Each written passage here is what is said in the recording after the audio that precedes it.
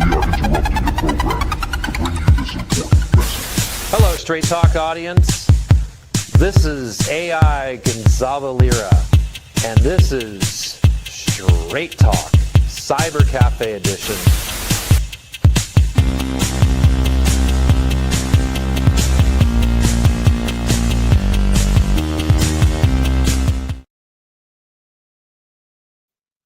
Hey, what's up, guys? How you doing? Welcome to Straight Talk Podcast. It's the Liberty Report with Adam Maxwell from Liberty Rising and Professor Red Pill from the Straight Talk Podcast.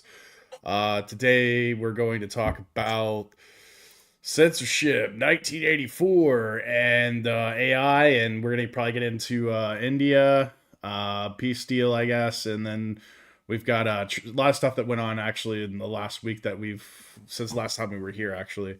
I guess Trump has made concessions with China and Xi Jinping to open up trade. Crypto market went up, stock market went up on that, and all that good jazz. So, Adam, if you don't mind, take it away, brother. Oh, yeah, lots have happened. Trump's just finished his tour in the Middle East, specifically the Arabian part of the Middle East, speaking with lots of Arab leaders. Hopefully things are positive developments, but we're generally in a period of decline and turmoil and chaos, and the hope is that tensions maybe are simmering and that de-escalating, or at least no longer going up the escalating ladder. So I mean, basically, what did we talk about? We were left off with the I guess we were talking about what AI jobs per se, or did we get, how far did we get into that? Yeah, we were talking about AI jobs, the benefits of AI, the negatives of AI, the right way to leverage artificial intelligence as a tool for increasing your productive capacity without falling behind or letting it take over your mind. So the conclusion of our last episode was all about using artificial intelligence to enhance your own sovereign capacity. I see you got your kitty with you. Yes, he's a little furry terror. So the thing is like the main issue right now is like in economics. Like I said, let's get into the economic discussion, and then we can go into other subtopics within that we usually cover. Like I said, we cover economics, leadership, geopolitical studies. We get into like jobs, careers, things of that nature, as well as sometimes we get into like relationship in the sense of like sociology. So first, I guess we'll get into economics. The situation, economically speaking, do you see that there's any real changes economically speaking? I mean, we had, last time we were here, we had I guess India and Pakistan went to war with each other, technically, like a little skirmish. It's not really a war. It's like a, what do they call it? War is a state. It's like a state of war.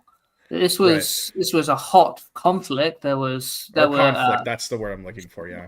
Jet fighters doing dogfights, although they each remained in their own nation's territory. There were bombs going off. There was maybe some artillery. People died. But seemingly they've reached some kind of ceasefire, although then it was violated, as ceasefires do. But it seems that the tensions are simmering a bit. Yeah. Certainly more than last week. I mean, I guess Trump made a peace deal or concessions or something of nature, or claimed to make a peace deal, something of nature. I don't think it's in the interest of India or Pakistan to go to war with each other. Period. Not right now, and not over. Nothing. Look, some people were killed on both sides. The thing that started this period of this flare of tension was allegedly a terrorist attack, whom the Pakistanis say we had nothing to do with that. India said, we're not going to tolerate this, we're going to attack. and then there's been back and forths. I don't find that to be a reasonable casus belli, a reasonable justification to go to war, which could result in the deaths of hundreds, thousands, even millions. All right, especially if my understanding is, who knows how good each army is, but just seems military math. India is 6, 7, 8 times larger than Pakistan population wise, has a much larger landmass, so greater strategic depth. Just conventionally, India would probably defeat Pakistan, all things being equal. They each have nuclear weapons, so if you're Pakistan facing defeat or India facing defeat, you're going to use your nuclear weapons. Millions could. It would be the worst catastrophe in human history, and if you're looking at population numbers. So I'm glad that it seems tensions are dying down. There's been tensions between India and Pakistan since there's been India and Pakistan. Before that, it was the British Raj, and before that, there was no unitary central state. It was lots of more decentralized kingdoms, kingdoms, we'll say. So I'm glad things are simmering down. I don't know the role of Trump in facilitating this, or the Americans. Maybe they did something. My understanding, I haven't followed it too closely because I've had lots of busy things this week. But we know that it's not as tense as it could be, and I'm pleased for that personally. Yeah, I mean the main thing though is like that the conflict seems to have subsided. I mean, we saw something similar with I guess with Iran and Israel, where they were exchanging rocket fire with each other, and that kind of died down a little bit too in that regard. So it kind of escalated quickly, like the Pakistan Indian, where I mean, out of nowhere, Iran starts striking targets in Israel, and then I guess that kind of died down a little bit too. What's the situation with that? Well, I disagree with how you're characterizing it. You make it sound as though Iran just suddenly out of nowhere went, "We're going to strike Israel," as opposed to Israel striking the Iranian embassy in Lebanon, and then when I think it was the Hamas diplomatic leader went to Tehran for, I believe, the ceremony of the new prime minister, Israel drone striked him or bombed him in Tehran. And Iran's like, well, we have to respond. And so they launched Operation True Promise. And then there was some back and forth, and Israel didn't really do much back. There's not much they can do conventionally. They've got lots of networks and lots of covert operations. Who really knows? But Iran promised Operation True Promise too. And as far as I know, nothing really has happened. Although the Yemenis, the Houthis, they've been escalating. They've been striking Israel. Israel struck them back. So that there is still a lot of regional tension. But fortunately, so far, and this is where US President Donald Trump, or at least the United States of America, play a significant role.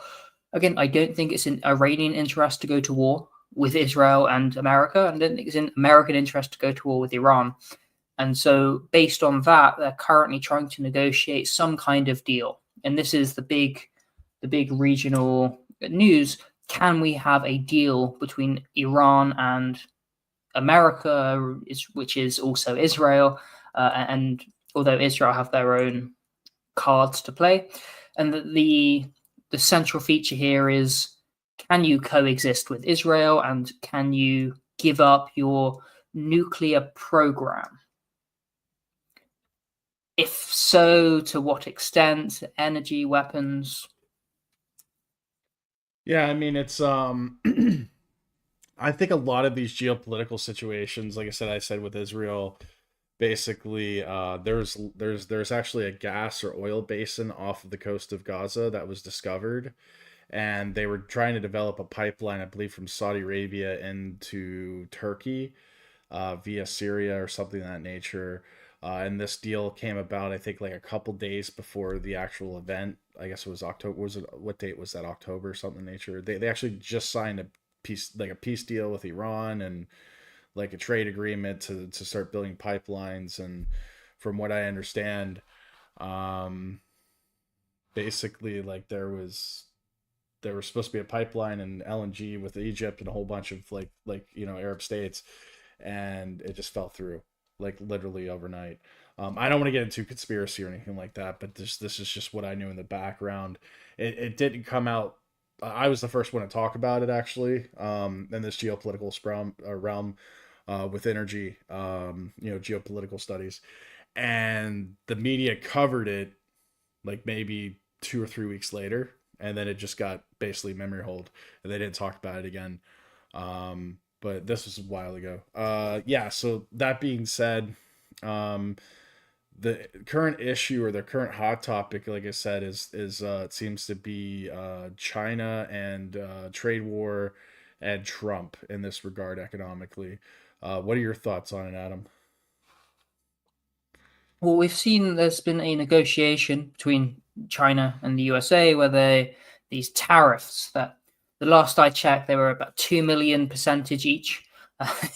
They've come right down to 10%, 30, 40%, which is much more reasonable. Uh, Business is good for everyone, right? Trade enriches, that's the general concept. The more trade, generally, the better. Trump has his own policy position, and he's held this since the 80s, 90s. Tariffs, made in America, make America great again. And I have in the past taken on the rhetorical position to try and steelman why it's good to manufacture in America, say. At the same time, there are benefits to having Chinese manufacturing. There's benefits to American manufacturing. I'm an advocate of free trade. Good that trade is coming about. War is the currency of states. War has been what the United States of America has done for decades. Something like over 80% of all the wars since 1945 were initiated by the United States of America. You can fact check me on that. Maybe I'm slightly off, but it's in that ballpark. So generally, the more we move away from war towards peace and trade, it's good for all parties involved. Yeah, I mean, basically, it's kind of I don't know. I mean, like I said, I'd predicted that we would see the a beginning of an economic recession and possible depression in first quarter of 2025. We have seen some corrections here and there, but I mean, the thing is I think they came and gone, so to speak. They still may be coming later on. Like you may see some corrections towards the fall and the summer, like I've been predicting. But I don't know. It seems like Trump is going through and through and trying to get these trade deals all in order.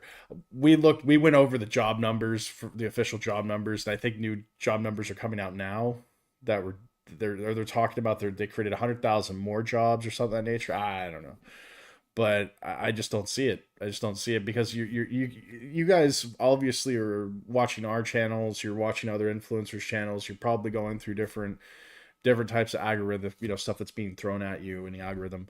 And you're seeing people talk about like that can't find a job, that people are struggling, in the United States and the Western economies. And we talk about European Union all the time. We've done several podcasts on it, on the current situation. We're both in the Europe. I'm sorry, Adam's in the European Union. I'm in Georgia, which is basically outside of the European Union, but we are closely related in trade and different types of economic influence and culture.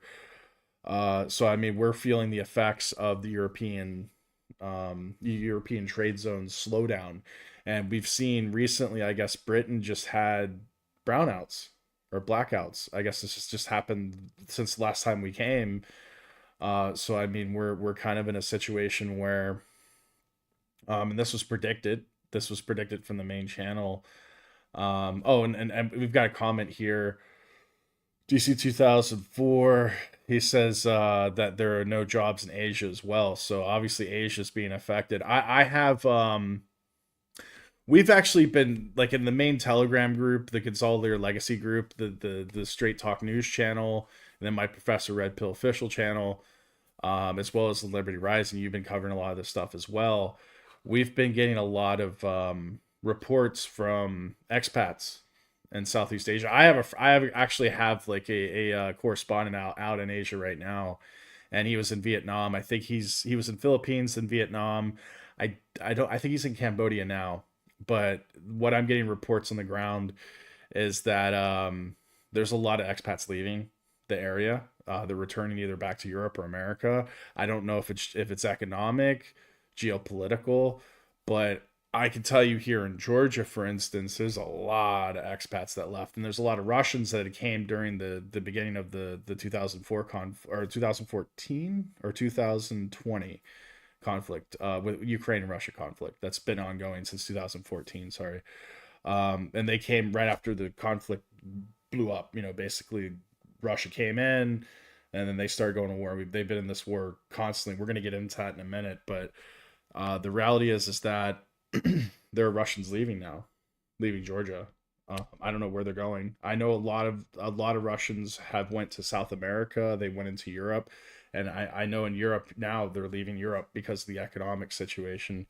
But like I said, in Asia, from what I'm getting out of Southeast Asia and East Asia, there's huge job declines and they are getting economic hiccups in Asia. We know Japan and Korea have a negative GDP growth, or what is it? The debt to GDP ratio in Japan is like around 3? I don't know what the number is, Adam, if you can look it up. I think it's around 267% to GDP.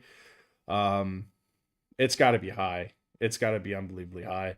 Last time I checked, it's the most in debt nation in the world right now, and most in debt industrialized nation as well.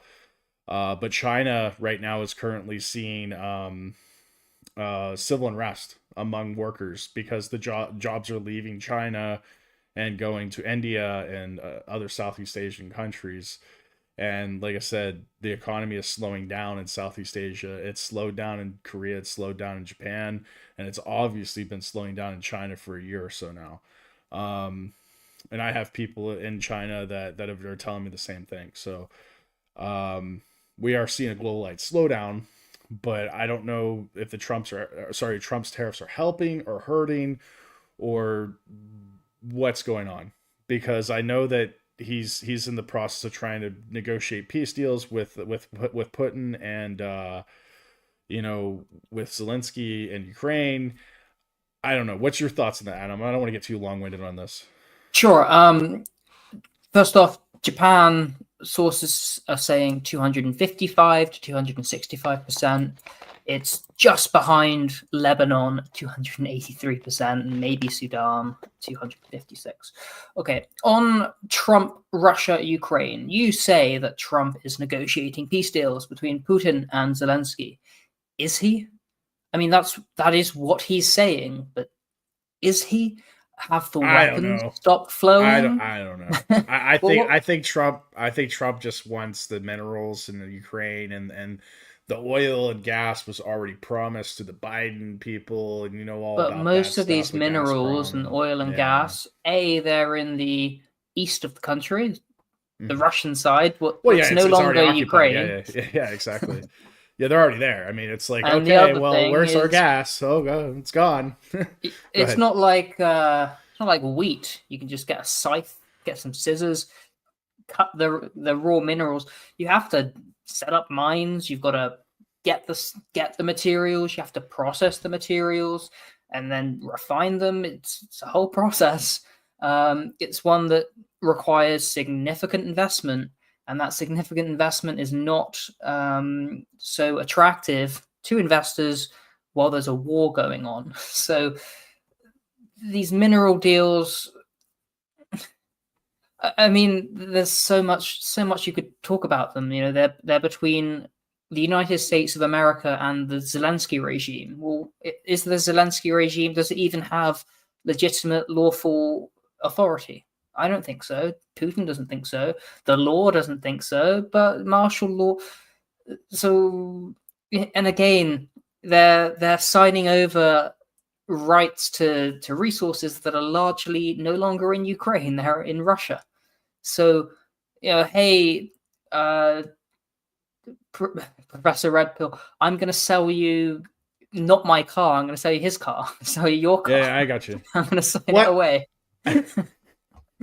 At the same time, I do know Trump was trying to negotiate mineral deals with Putin, and that may have been part of the concessions with Ukraine, Eastern Ukraine. Like, hey, we want to go in there and help you extract these, and help, because before the conflict, like I've been saying this many times, like we had oil companies in Russia. We were pumping, we were piping, we were doing all kinds of stuff in Russia, and then all of a sudden they said, "Hey, we got to go," and I'm like, "Okay," and then everybody left.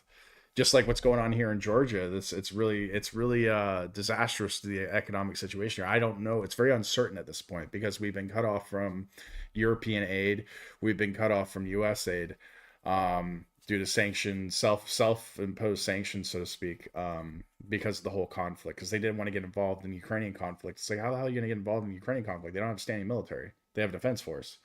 So that's been the situation here. And like I said, a lot of Americans are leaving, or they have left. Most of them have left. I don't see any Americans here. I'm seeing Russians leaving. I'm seeing a lot of different people leaving. But the situation is here is it's one day at a time. I'm not here because I'm not too far from the city center. I mean, I'm actually kind of far from the city center where the parliament is. I don't hear any protest anymore. And last time I was there, it was lackluster at best. Are you hearing chants, screams, or is it fireworks?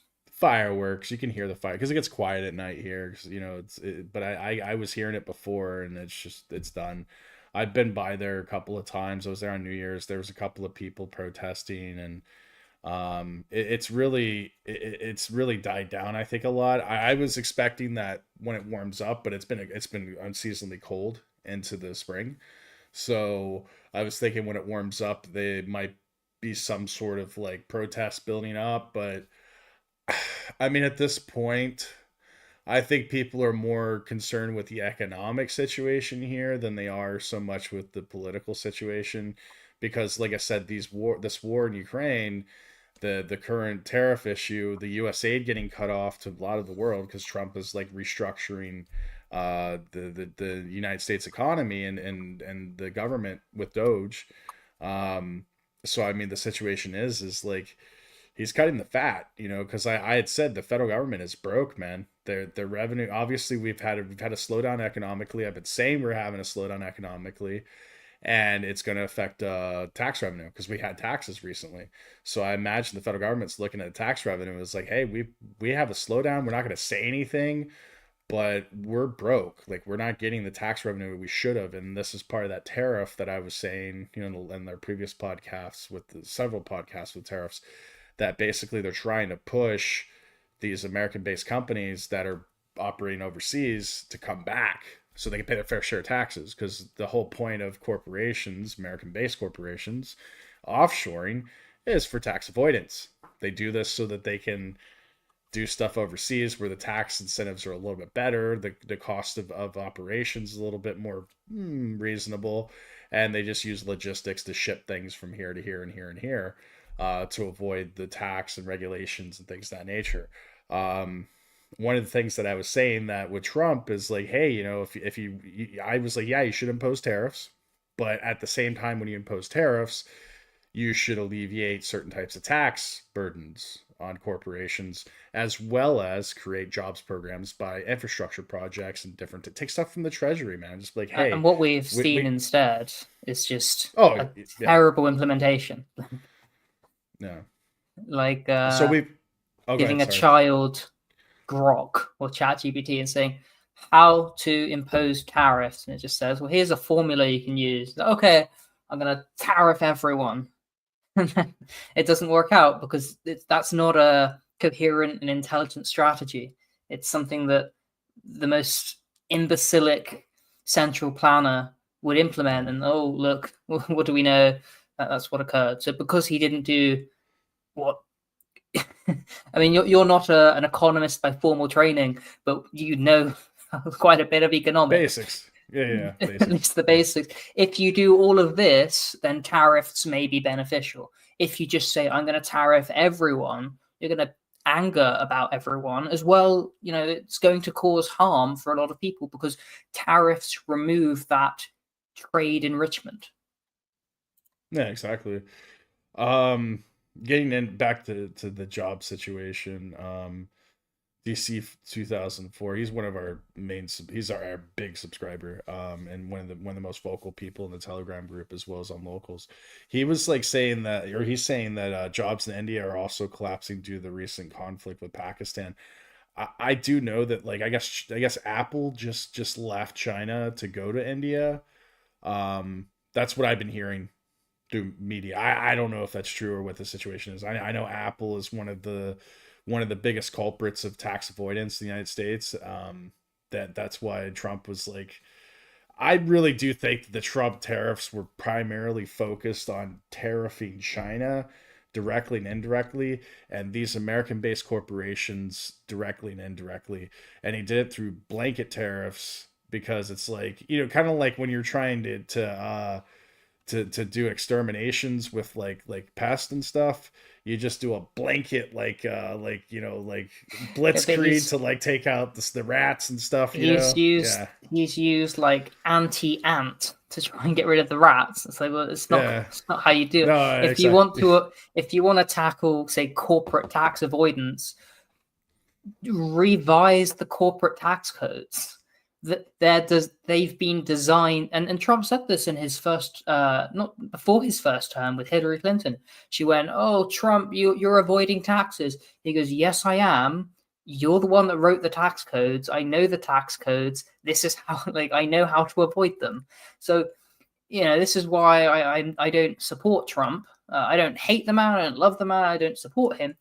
If because he's a narcissistic imbecile with no principles. If he wanted to tackle corporate tax avoidance, what you do is simplify the tax code and say, for example, all money that is, you know, all revenue that is generated from Americans in America gets taxed at 20%, say.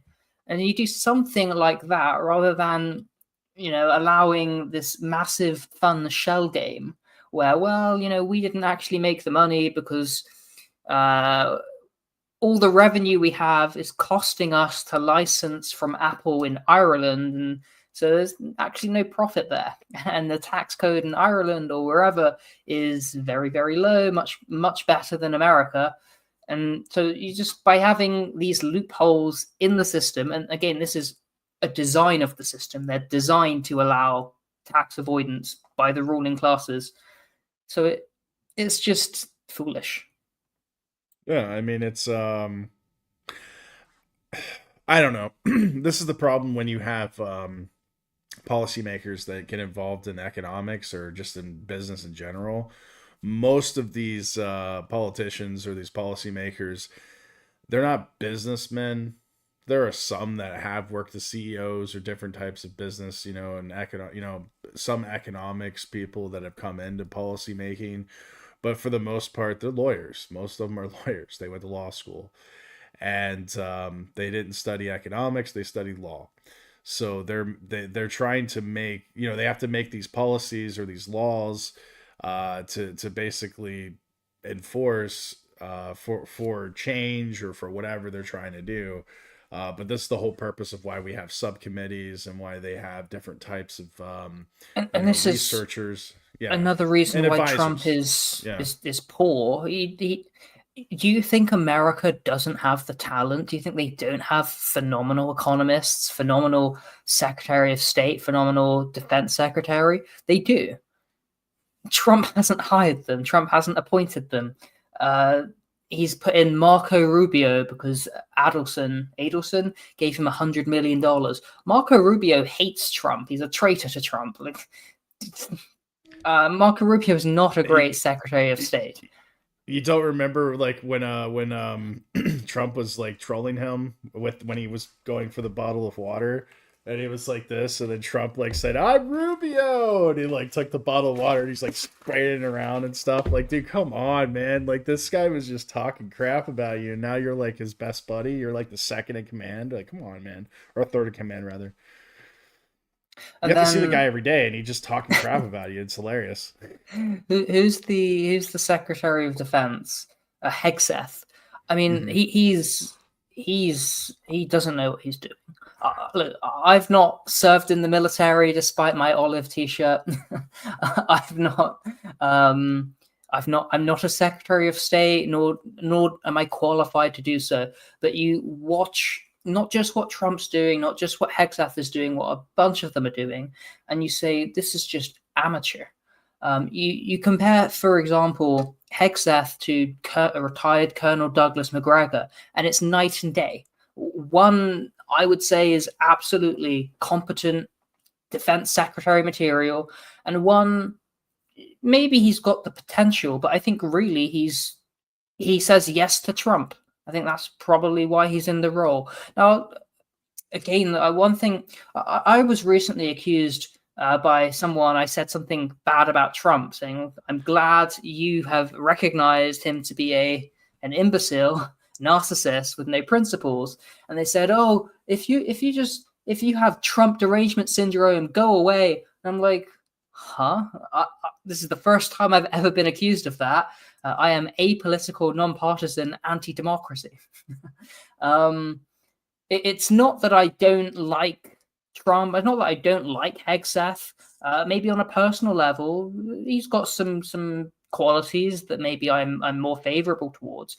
But as a democratic representative or official, I think that they're bad, amateur. And again, it's not like America doesn't have the talent. They're just not being used effectively because this is the nature of government. You don't have the best. You don't have the best people in government. Period. You're muted, Professor. Yeah, that's what I was saying in the Telegram group before. Let me see if I can bring it up. What I remember what I was saying, but I was talking about the fact that like we look at the economic policies of the United States, or just in general. Why is stuff not being run properly? And it's like, well, you have DEI in the government. Like it's just the whole entire government is literally DEI. And it's all like, before it was all like buddies, cronies, and like, you know, like connections to get these different types of positions. And then now it's become, and now it's, instead of this, like, because like I was talking about this before with the private sector, especially with the military, a lot of these officers in the military, and Terrence Popp would probably be able to tell you a lot more than I would on this because he's actually been in the inside. A lot of these military officers, they go in and then they quickly want to get out as quick as possible because the whole purpose of them going in is to get these connections so they can get the private contracts and they get out quickly. And this is how a lot of government people are, like with the let's say the WASPy type people. They get these connections and then they use the government job and the government connections, and then they quickly get into the private sector almost immediately. This is how a lot of your alphabet agencies are run.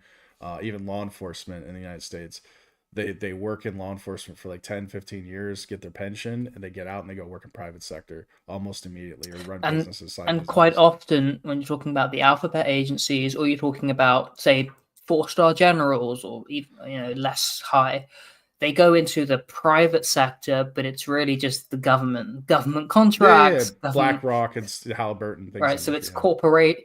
You know, you can't, if you know, if there is a genuinely private company and they go hire someone from, you know, off that echelon, they can do good things. They are a name, they have power, they have influence. There's value in hiring these people, but what they typically do is go to these corporations that are, you know, basically fascist entities in the government, of the government, but not by name. They're private, right? They're corporations. And so that's where they try and end up going. So the reason why that the government functions this way in America is, we've talked about this before with the 14th Amendment and the corporationism in the United States, and also in Europe now, where the state basically and corporations become one. But the reality is like it's accelerating much faster now, and the reason why is because they bring in these DEI and they bring in people, because a lot of people that work for the government, they're not the highest quality people, and they get these jobs either through, like I said, DEI treatment or some type of like nepotism, kind of like the union jobs before, but the unions were different. That's a whole nother topic altogether. But like they get these connections either through a family member, a friend, or through another government. So they were either ex-military or whatever, and or ex like whatever.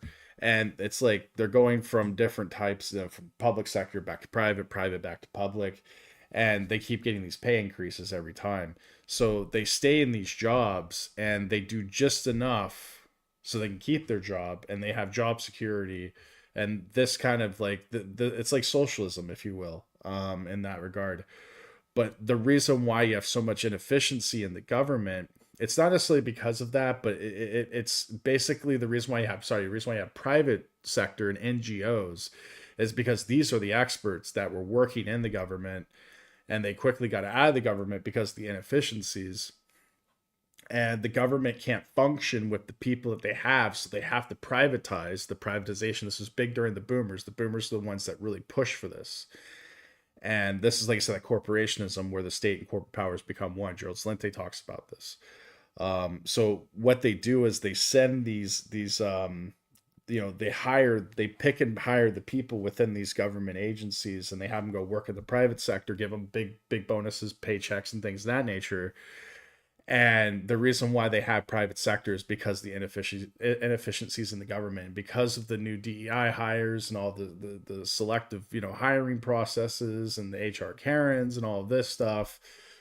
It's created even more inefficiencies. So there's even more need for private sector. Well, this is good for the private sector companies, and it's very good for the boomer WASP who are like, well, I'm making big bucks on this. So the more I can screw things up in the government and make it more inefficient and bigger and bigger and bigger, and money printer go burr, the more money I make in the private sector. And it's like the mafia at the end of the day, because the mafia, how the mafia works, When you create a say problem. money in the private sector, it's stocks and pensions and your 401k. Yeah. But I mean, like the mafia, that's how the mafia works. It's how they function. That's why you have mafia, because the government is the inefficiencies in the government. The mafia basically takes over the neighborhood, the community. This is at a local level. Not that I don't want to get too far into it, but like at the local level, basically the local government is not, there's corruption, there's crime, there's like all kinds of problems going on, drugs going through the neighborhood. And the mafia is like, well, if the police aren't going to do anything, let's go ahead and take care of our neighborhood. And this is how it was in New York City, during the 30s when, the economy was bad. And in the 70s, there was a problem and the mafia found a solution. But at the same time, when the mafia realized there was big money in it, they created the problems and then they found a solution. And that's basically what the government does now. And this privatization, this corporate, was the corporationism. They create problems and they're like, I got a solution. Privatization, NGOs, and then that's what it is. It's one big scam at the end of the day. That's how mafia works. The other thing to say about, for example, the mafia in the 1930s, they didn't just stumble across a problem. They went, we're going to solve it. The government outlawed alcohol, and this created a massive black market and therefore opportunity for organized crime to show up. When the prohibition died, all right, alcohol is legal again. So did a large percentage of that mafia business. Now, at this point, you've empowered the mafia, and so there's, they've made lots of money. They've become organized. There's still effects of it, but they went after the top guy for tax evasion, and you can't beat the IRS. Yeah, exactly, because the tax man at the end of the day, he gets his cut. So the reality is the reality is at the end of the day is getting to the point, I guess, with what I was saying is like with the mafia, like the government is its own. It's basically the mafia. It's like you either have the mafia or you have the mafia. So you either have the government mafia or you have the Al Capone mafia. Either way, you have mafia running things. So yeah, I mean, like you're saying with prohibition and different things that was going on, when you have this type of corruption either at the government level or at the local level, or maybe because like I said, you had like teamsters and you had like they were like in with the government and different types of stuff, and I don't want to get too far into it, but the reality is that at the end of the day, um the government creates a problem. They're like they have a policy change. This policy change is, well, we're gonna do prohibition, right? And with prohibition, there's a lot of incentive to make money outside of prohibition. So then you have the mafia that grows, and they become, well, now they become businessmen, By you know. by outlawing something, you create a black market where, okay, the quantity is much less, so the price shoots up, and that Mhm. massive price, low quantity, that black market is highly lucrative and opens the door for organized crime. And that happened with prohibition of alcohol. That's the war on drugs today. And as you say, Mhm. the war on drugs, who's the largest drug trafficker in the United States of America, maybe the world? U.S. government. CIA. Yeah, US Yeah, government, U.S. government. CIA. Yeah. Yeah.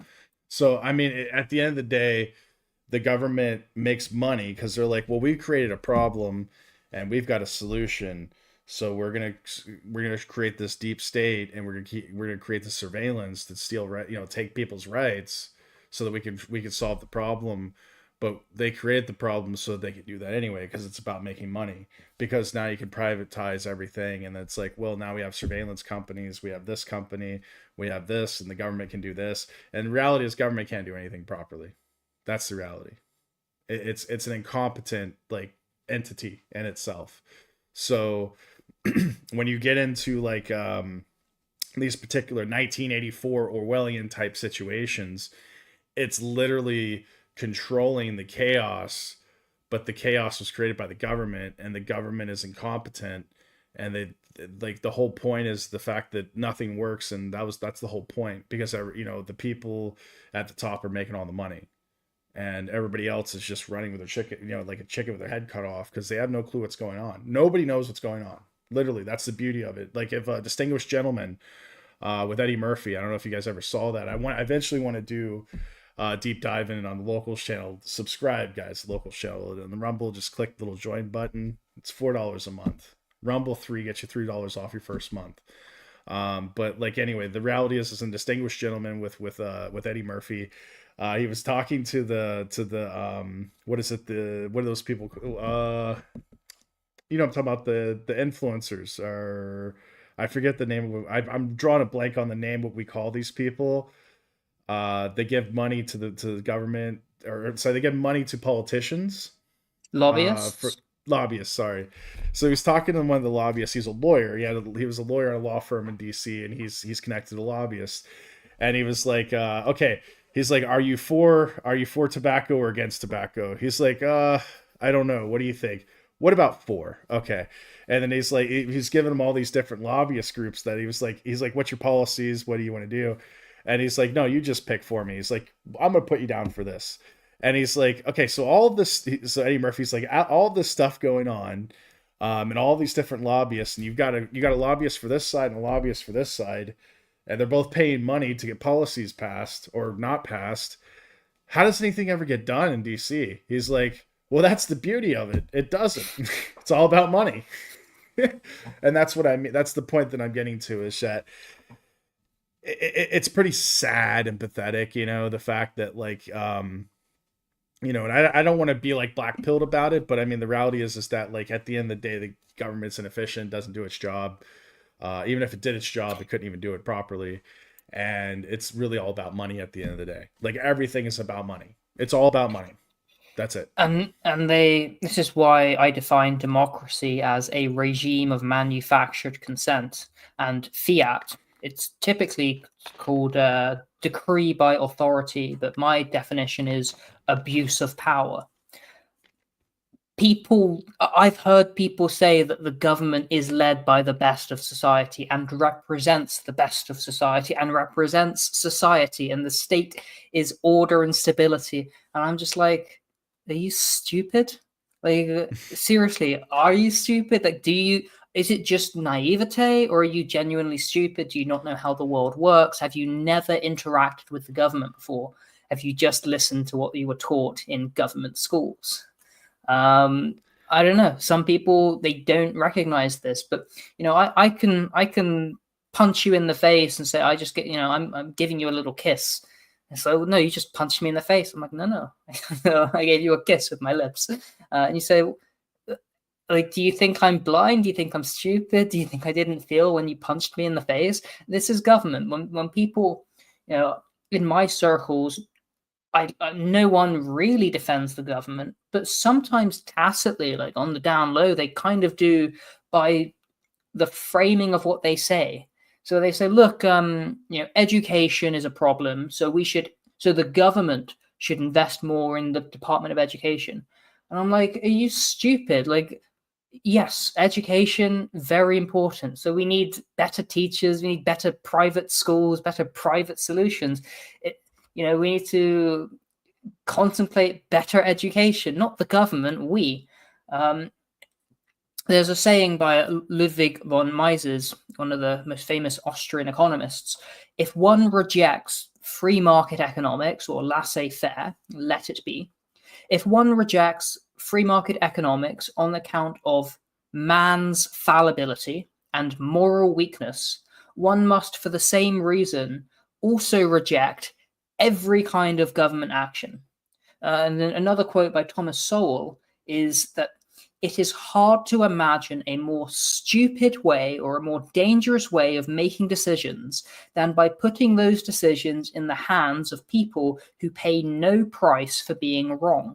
And that is what the government is, a monopoly on force who steal your money and spend it willy-nilly.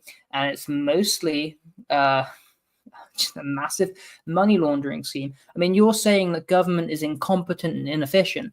Well, it depends what you think the government is for. If the government is to improve society, wildly incompetent and inefficient. If the government is to launder money, it's wildly efficient, very competent, like Eddie Murphy said in the movie you're talking about. Yeah, I mean it's incompetent in the sense the corruption makes it look competent, or it appears incompetent. But there are people that are in charge that know what's going on, but they choose to the naivete, or as you put it, they try to keep people in the dark, and that's where we get with this doublespeak, this 1984 Orwellian type theme that we're talking about today. I mean, we did talk about other topics and stuff, but yeah, that's the reality. It's just keep the people stupid and keep them paying taxes, and as long as they don't ask any questions, you give them goy slop, you give them television, TikTok, and all this different jazz. Yeah, keep them stupid. And it's been the same for centuries upon millennia. Bread and circuses was in the Roman Empire. They have bread and circuses, they won't revolt. If they notice you kind of breaking out of the matrix, oh no, this is a threat, can we deal with him and how? And not usually unlawfully. So I have a question. There's a person that I communicate with that I talk to, like I met here locally. And they're reading this book, Liquid Modernity. I don't know if you've heard of that before. It's written by Zygmunt Bauman. He's a economist. Bauman, yes. Bauman, sorry. Yeah. I messed it up. I'm sorry. Have you heard of this book? I have not. I just typed it in now. Well, he's talking. He talks about the era of liquid modernity, territorial. Am I pronouncing that right? Territoriality is intimately linked to the spatial obsession of solid modernity. It feeds them on this, so on and so forth. I see. Yes, lots of big words. Consumerism, anxiety. Yeah. Consumerism and anxiety basically is what he talks about, and that's, like I said, At the end of the day, like I said, this 1984 Orwellian style like system that we've developed into on a global scale with this consumerism and this like global trade tariffs and goy slop and everything, and people going to this country or that country, corporations going to this country or this country for tax avoidance and different types of things that they want to do. This nomad capitalist guy saying, go to Georgia, go here for tax purposes. It's like, well, I mean, at the end of the day, if you're an American citizen, you still got to pay taxes in America on your worldwide income. So just going to another country is not going to change things, But no, it's not tax advice.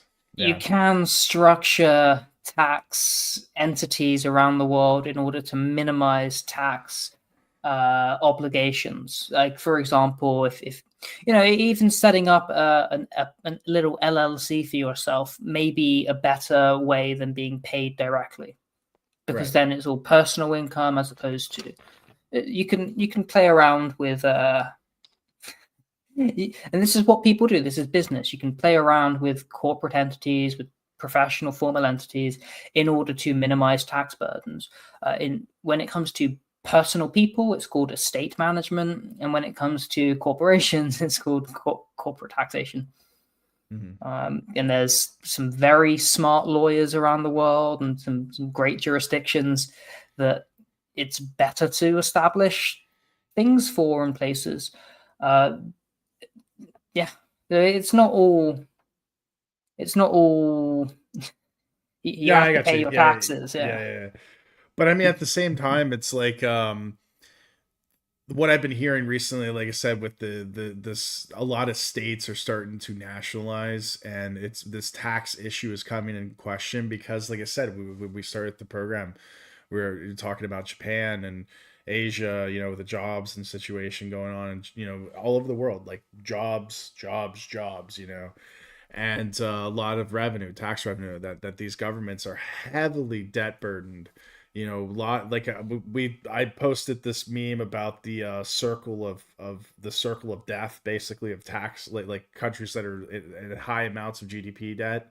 Japan and the United States are in the inner circle and stuff.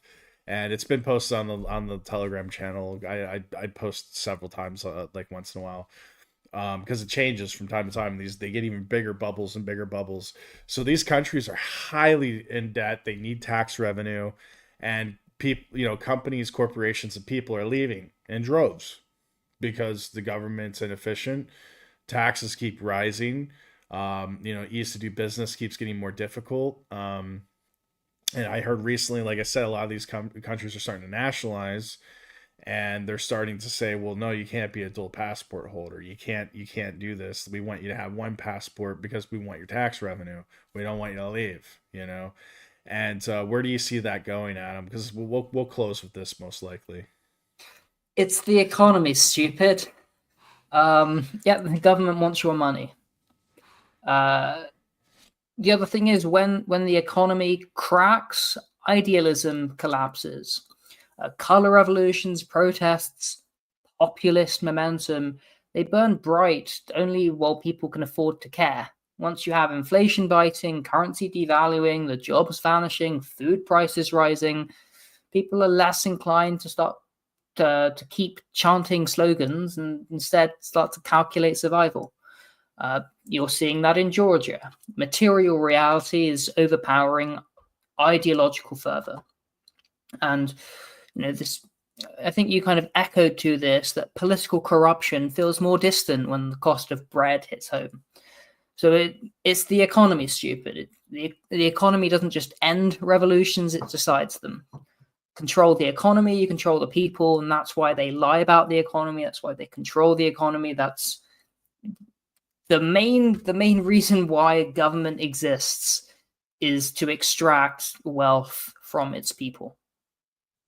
And that's why we're in all these wars, especially because it makes the government lots of money, even though it impoverishes everyone else. Yeah, I mean, the theory that I'm putting forth in this is that, like I did say, I called the 2025 recession that we're in right now. The governments are trying to lie. It's 1984. It's doublespeak at the end of the day. You guys can see it. You can see what I've said When I made my predictions, you guys have been following me for several years. And I told you they're going to say this, they're going to do this. The last podcast we did on jobs, we showed the numbers and we're like, yeah, they 100,000 jobs created, but like, where are they? You know, like these are ghost jobs. They don't exist. Like, you know, we're doing the numbers and it's like the numbers don't add up. Like, why are there so many people struggling to pay bills yet there's jobs? And it's like, what are these jobs paying? And it is what it is. Like, what's the point in having tariffs if like your economy is doing well? You know what I mean? That doesn't make any sense. Like, usually you implement tariffs whenever your economy is starting to do this kind of thing. You need tax revenue. That's why you implement tariffs, because you don't have enough domestic tax revenue. That's it in a nutshell, guys. That's why Trump did the tariffs. It's because the federal government's broke. They don't have money. They need to get the tax revenue from the tariffs, from you, the domestic consumer. You're paying those taxes because you didn't pay enough. And they want more of your money at the end of the day. That's really what it comes down to. So, you know, and the reality is blanket tariffs. I mean, think about how ludicrous that is at the end of the day. Think how ludicrous that is. Why would you do blanket tariffs? It's so you can tax everything coming into the country, especially when your country is importing, 60-70% of consumer goods coming from China and other different countries. Yeah, basically Trump and the U.S. government is telling you as an American, you're not paying enough taxes. So instead of us raising the sales tax or raising the federal income tax or raising the corporate tax, we're just going to raise the tax on you through the consumers, through your consumerism. That's basically all it is, in a nutshell. And just to say that not only is the US government broke, the deficit is now over $2 trillion per year. So they're printing $2 trillion every year in order to fuel that. And that's what's fueling inflation. $2 trillion now, the official US federal budget deficit, of which over $1 trillion is just financing debt payments.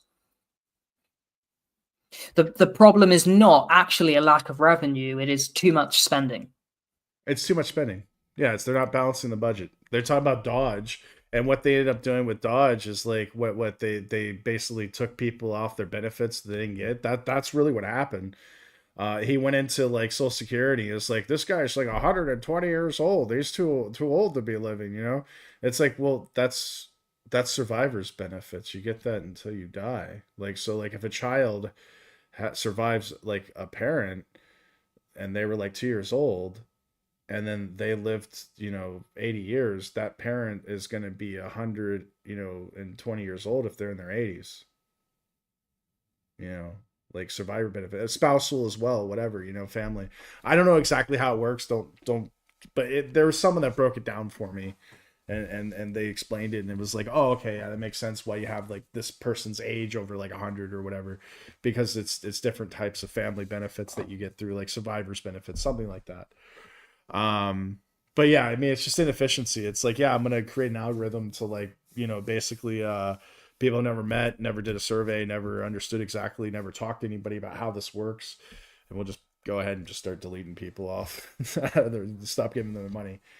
They're entitled to, but I don't want to get too far into that. The reality is that, like I said, these governments are broke. A lot of these governments are broke, and they need revenue. There's companies that are failing. There's companies that are leaving. There's people that are leaving because there's no jobs. There's people leaving because they're not making any money. It's the cost of living is too high. What I understand with Southeast Asia and like Asia, there's a lot of people leaving, but I guess it's because either economy or jobs. I'm not sure. I have to ask my correspondent like exactly what he's seeing and what's going on there to get more details. But what I've been seeing on different social media posts with people in Southeast Asia is a lot of people are going back to wherever they're leaving because they said that the cost of living is continually increasing and the salaries are not going up. And they're like, well, I'll just go back to the States. Like, well, dude, I mean, I just left the United States. Like, the cost of living is out of control and the salaries are not that great compared to the cost of living increases. And not only that, but you have high taxes in the West, in Europe and America now. And there's not a lot of jobs. They're not a lot of good paying jobs. Most jobs are paying $15 to $25 an hour, if that. And that's what they're paying now in like places like Georgia. They're paying, I can find a job right now for $15 an hour right now. And the cost of living is half of what it is in the United States. I can go find a job in like Saudi Arabia paying $25 an hour.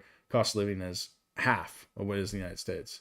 I can go to, I don't know about Southeast Asia right now, but there are countries that you can go to right now where you can find $10 to $15 an hour, no problem, and the cost of living being half, literally, and taxes being between 10 and 15%. Yeah, and state-based, they have like a state health insurance, or your employer will provide a health insurance policy. I can tell you right now, like health insurance or healthcare here, let's say just a simple comparison, we're at an hour, but I'll wrap up with this. But like basically like going to get dental work, for instance, an implant, like getting a dental implant here, it's like $500. Getting a dental implant in the United States can be anywhere from $2,000 to $5,000. That just gives you a comparison, the cost between medical here and medical there. Seeing a doctor here is $5, $10. And there are America, some 50, bad dentists, but there are some very good dentists for that price out here. And that's top dollar, by the way, guys. Like that's $500 for like someone who is American educated and using American rods and different stuff, just for dentistry, cosmetically. But even seeing like a surgeon here to do like a simple surgery, $200 or $300 by American English speaking American educated doctor that's here in this country. Where in the United States that sale operation might cost you anywhere from $5,000 to $10,000 out of pocket. That's the difference in disparity between the cost of living in the West to living overseas. That's why a lot of people are leaving the United States and going overseas, if they can. You know what I mean? But like I said, Europe is going through the same situation. The cost of living is ever increasing. You're seeing those cost increases right there in Bulgaria. I mean, like in Germany and England. I mean, Spain is going through blackout. They had a countrywide blackout because of inefficiencies and competence with I guess the culprit. I don't know exactly what it was. I believe that they said it was with the Green Energy Initiative. They moved the system was too heavily dependent on green energy, solar. There wasn't enough inertia in the system, so there's actually too much energy, and so things started to shut down to protect the grid, and that caused a cascade effect reaching Portugal and France as well, and they had to get everything back online. Okay. Yeah, so I mean this is what's going on. You just have incompetence, and it's getting in the private sector as well. So we talked about previously in the podcast today. The inefficiencies is not just in the government, it's now getting in the private sector. And that's what I said would happen. You're seeing that with Boeing, with doors falling off the planes and, people crashing in together and, stuff just falling apart, bumpers falling off of just being glued on and stuff, things like that. I mean, it's just private sector is also being affected because the government is now in the private sector because the corporationism, state and corporate powers. So now the corporations and the government are like one the same. So now the incompetence is like, it's kind of like the saying is one rotten apple rottens the bunch. So when you have incompetence in the government, then it starts to spearhead into like corporations and it starts to ooze its way in and infect, the private sector. And then it gets all through the crony capitalist system. And then eventually like it's everywhere. And it just falls. That's what I mean. We're looking, hashtag collapse 2025. Boop, just collapse. And it's a great reset. And that great reset, we'll see what happened in Rome, what happened in the Soviet Union when it collapsed and reset. We had some dark ages, man. Some dark times. So like I said, this is a go ahead. Famine, for example. People starved. Yeah. Well, starvation, if not famine. There was mass starvation, and most families went hungry. So that's the one thing it's one thing you have to be concerned about, especially if you're in like United States that's dependent on foreign food coming in from Mexico and other countries, China. I don't know if you guys, Trump actually mentioned that today. I was like, wow, dude, you let that Freudian slip go through. Yeah, United States receives food from China. Yes. People are eating food from China right now. Yes. Very much so. And here in Georgia, like I look at where my food's coming from because we import a lot of food here. I don't know why, because we have one of the most rich agricultural states in the Europe. Most agriculture, like the richest agricultural land in like Eastern Europe, like some of the best.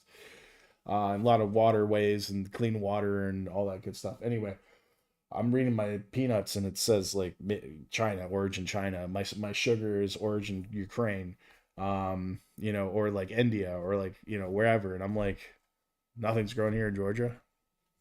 Yeah, it's either coming from Turkey, China, India, Ukraine, Russia, Brazil, wherever. Like nothing's growing here. And we wonder why the food costs are. They wonder why the food costs are so high. I don't think they're that high. They're cheaper than America a little bit, but I'm just like, yeah, this is more the same. This is what happens with government inefficiencies. This is happens with the globalization and the fact that governments don't support local initiatives for job growth and economic viability. So we'll see. Like I said, when it does collapse, it will be a good thing. Nationalization, you'll see new boundaries drawn. Of course, we're seeing conflicts like India, Pakistan, China, India, Pakistan situation as well. But like I said, new boundaries will be drawn. People, countries will become more nationalist. They'll start to say, "Hey, let's reinvest back in our country. Let's go ahead and create some jobs. Let's put some infrastructure projects together." This sort of thing. Because right now, it's basically empires or very wealthy, established, industrialized nations playing puppetry of these smaller countries and taking advantage of them. And that's basically what's going on. And it's not like a corporation thing or capitalism thing. It's literally just this country has more resources and power and influence and money, and they're just going to take advantage of this country because they can. They don't even need military. Don't even need the military. They just literally just like, hey, I've got all the money. I've got all the cards. Like Trump always says, you don't have the cards. You don't have the cards. We have the cards. You don't have the cards. Basically what's going on. Yeah, that's it. I'm done. I've said what I wanted to say. I think we broke down I think it was good. Adam, anything finally to any final things to say before we go, before we let everybody get on as always, follow on Telegram, Locals, YouTube, Rumble. Everywhere, all over the planet, man. Yeah, we're on everything. So like Locals, definitely that'll help me out. That'll help Adam out. And we're on Telegram. It doesn't cost anything. You can come join. The link's in the description. Locals will help me out with doing some research, paying for this equipment, and my internets and things of that nature. And I hope you guys enjoyed it. Remember, like and subscribe for Adam, Liberty Rising Group, and definitely share with friends. We're gonna get deeper. Like each week, things are going on rapidly crazy right now, so we're gonna do this weekly podcast, the Liberty Report, and that's it. Take care, guys.